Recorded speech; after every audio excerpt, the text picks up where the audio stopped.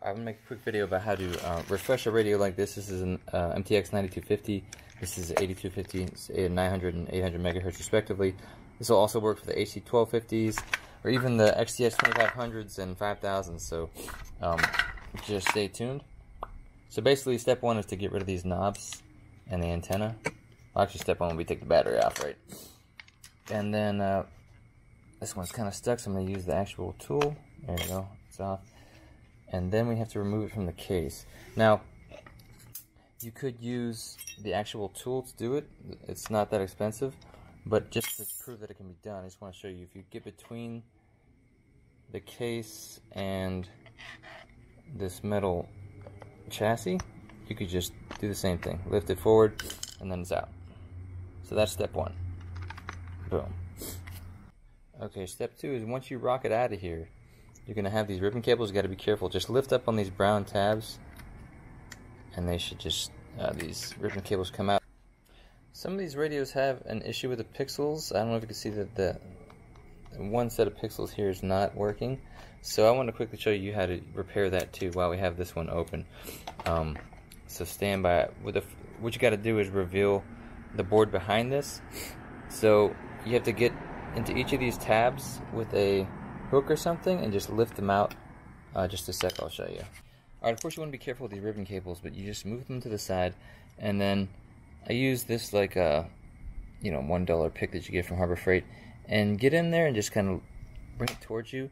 You got to unclip all four of them, and then they'll come out all at once. Now you could potentially reuse this, but generally the refresh kits have a new one in there.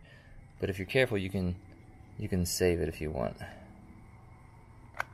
And then the last one, there, and it just comes up like that. You can see. Now this is the board outside of the housing. You can lift up on this and remove this screen itself to make it a little easier to work with. And what we got to do is we got to reveal the ribbon cable that's underneath these two seals. And a lot of times when you get the new ones, these seals come with it, but I don't have a new screen. So what I'm going to do is just peel it back a bit, and then I'll show you what to do next. But we got to expose that, and we're going to just kind of heat it up with the heat gun, and then kind of seal it up again. Now if you can see, this is all kind of sandwiched together, this ribbon tape here. And I'm just going to heat it with the heat gun, and then this strip here too. Just kind of press it back down together, see if I can get it to squish down a little bit. Now this part was actually corroded, so this one might not be savable. Well, let's see what we can do. Again, so you're going to heat this portion, and then this strip here, and just kind of squish it all back together. Okay, kind of did some of that off camera, but I just quickly reattached this here to do the test on the screen. Nothing else is plugged in. I got the battery on the back of that device. Let's just power it on and just show that we were able to actually get that screen to have all the pixels work. I don't know if you can see quite good, but yeah, it's back in business, so that's a good sign. So a lot of times the new kits come like this. You get new knobs, a new speaker retainer, a new side protector, and new stickers. You can see that. And then here, get that down a bit. Like I said, they give you a new one of these, new buttons, and the housing itself. This one actually has a 1250 sticker on it, which is going to be inaccurate, but that's fine. Alright, to remove the speaker, the step one is to actually get this universal connector out, and there's a black sticker over the actual PC board that holds it in, so I actually have to scrape that out, so I'll do that first. Having these plastic scrapers, like a plastic razor blade, really helps. Also, I hit this with a heat gun, and it really just helps this come right up. Now you can see underneath there is the actual PC board, and we'll talk about that in a second, but yeah. Scrape all this old plastic off, because they actually give you a new sticker for this anyways, so you don't need to try to rescue it. And then once you're done with that, you can kind of rub off all this gunk and expose the PC board by itself. There it is, bam. Now before we get too far, you take the ribbon cable and try to grab the leads of this microphone. It's just a little rubber grommet in there, and just pop it out gently. You don't want to rip it off from the leads. And then the actual speaker itself is held by this little retaining tab. So just push on that, push down and up, and then it pops out. You just slide it out like this, and then it all kind of comes loose like that.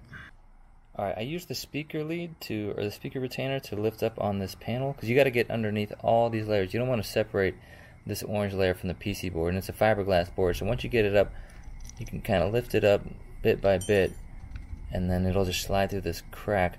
Again, you don't want to crack the board and you don't want to split it, but you also try not to put too much fingerprints on the back of this so that you can reuse that adhesive. And then once it goes in, you just kind of roll it out. Let's see if I can show you that. There we go. And then you're going to put this back into the new housing. Okay, so back at the ranch, here's the new housing. I'm going to do the reverse of this, so I'm going to slip this in here and roll it in sideways, like so. And then on this side, there is little locating pegs on there. You just match them up with the PC board itself, and then you put it on. I also hit this with the heat gun and then seal it up a bit more. Then you just align the speaker.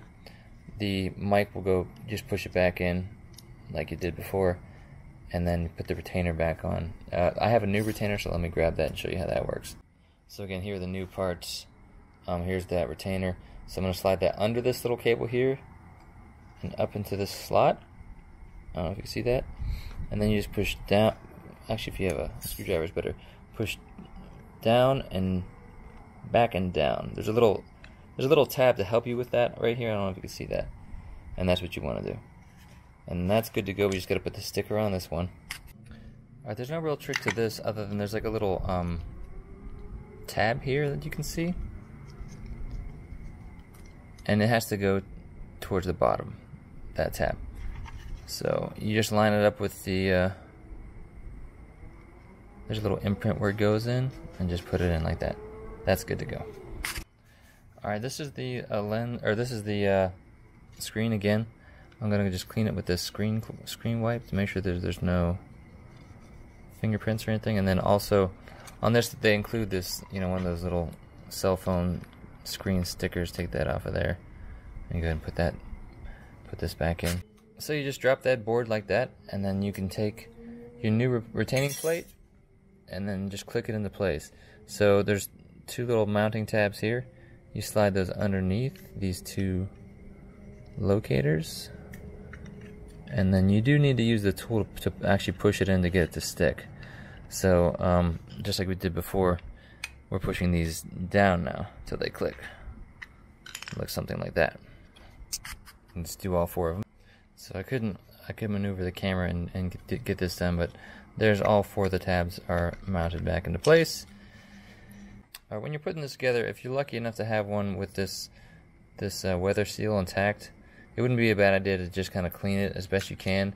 Maybe put some like silicone oil on a Q-tip and carefully just hit the band only to kind of restore it. But what you don't want is like dirt between this and the housing, because then it will create a gap that water or dust can get through. Okay, then it just goes together in reverse order. You just got to be careful with these ribbon cables.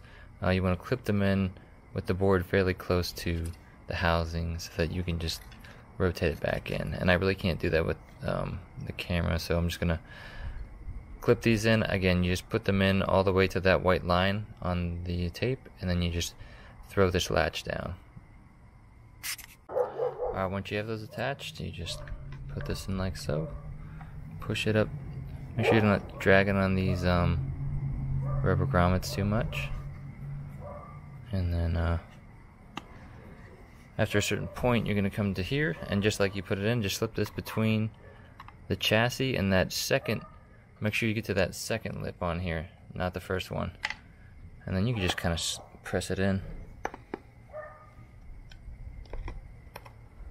And there she goes. She's back together. Now we'll throw the knobs on and we'll test her out. Sometimes you get lucky and they gave you the Motorola placard, but they didn't do it this time. Although they did manage to slip in for the side protector. And they covered it with tape to be clever. Oh, it says Motorola. They're in trouble. And there they are side by side. This is the old one, this is the new one. and that's what you can end up with. Looks a lot better. You can actually read the buttons now. Not that they, other than DTMF codes, not that they did much, because you can't actually do FPP from these. You can hex edit the HT, I think 1550s, but not these 1250s. Or maybe you can. If you know, let me know in the comments.